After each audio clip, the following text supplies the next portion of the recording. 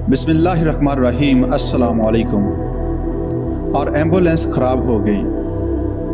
दोस्तों, कायद-ए-आज़म मोहम्मद अली जिन्नाह और हेक्टर ब्लाइथो की किताब मोहम्मद अली जिन्नाह से जो बानी पाकिस्तान की ज़िंदगी के आखिरी अय्याम पर लिखे गए वाक़यात, अंग्रेज़ स्वाने निगार लिखता है, सिस्टर डिनहम ने कराची में सड़क पर कायद-ए-आज़म की एम्बुलेंस की खराबी के बाद इस क़यामत की घड़ी का हाल यूं बयान किया।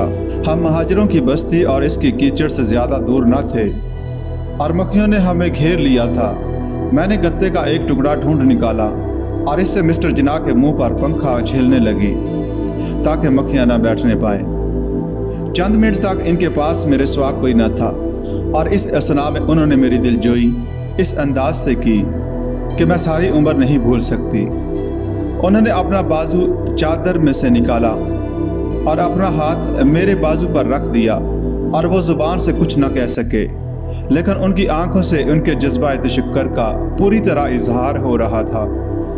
मैं उनकी जो कुछ खिदमत कर सकी थी, ये एक निगाह उसका मुकम्मल सिला था। इससे बेहतर सिला मुझे क्या मिल सकता था।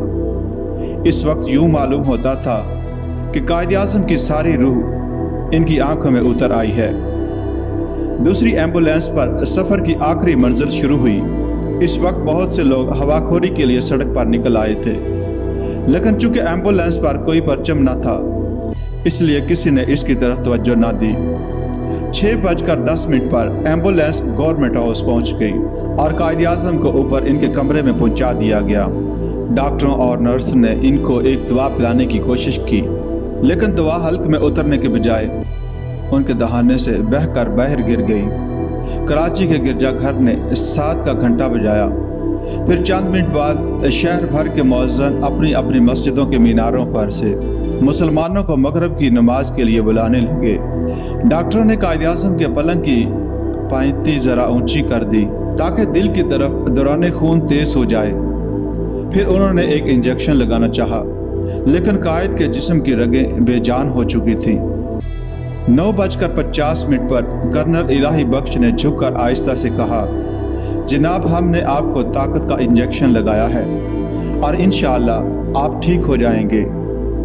इस पर कायद-ए-आज़म ने अपने सर को जुम्बश दी और फिर आखिरी मर्तबा इनकी आवाज़ सुनाई दी, नहीं, अब मैं नहीं बचूंगा।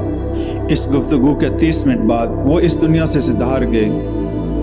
ब्लाइथो ने लिखा, इस साने अजीम की खबर रात ही में बाज़ारों से निकलकर सारे शहर में फैल गई। कुछ लोग आह बका कर रहे थे और कुछ सरगोशियों में बातें कर रहे थे। देखते देखते गवर्नमेंट हाउस की ऊंची दीवारों के करीब हज़ारों लाखों आदमी जमा हो गए। शाम को जो हवा चल रही थी वो अब बंद हो चुकी थी और रात बहुत गर्म थी। हजूम में जो लोग दीवार से सबसे ज़्यादा करीब थे, उन्होंने उसे हाथ लगाया और दुआएं पढ़ते रहे।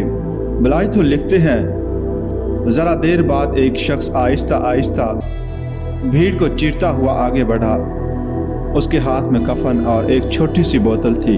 कफन को आबे ज़मज़म में डुबोया गया था और बोतल में अतर था। यह शख्स कुछ अरसा कबल रसूल अकरम सल्लल्लाहु अलैहि वसल्लम के रोज़ा मुबारक की ज़ियारत करने मदीने गया था। वहाँ इस मौके पर जो अतर अन हज़रत सल्लल्लाहु अलैहि वसल्लम की कब्र पर छिड़का गया था, इसमें से थोड़ा सा बोतल में साथ लेता आया था। कायद-ए-आज़म को कफन पहना दिया गया और फिर यही अतर इस कफन पर छिड़का गया। लड़कपन के दिनों में मोहम्मद अली जिन्नाह ने हमेशा मिट्टी में खेलने से परहेज़ किया था और अपने हाथों और दामन को गर्द गुबार से बचाया था। लड़कपन का ये सिला और गरूर तमाम उम्र उनमें बाकी रहा और मौत के साथ ही ख़त्म हुआ। 12 सितंबर की सुबह को वो आखिर इसी खाक में मिल गए जिससे सारी उम्र दूर रहे थे।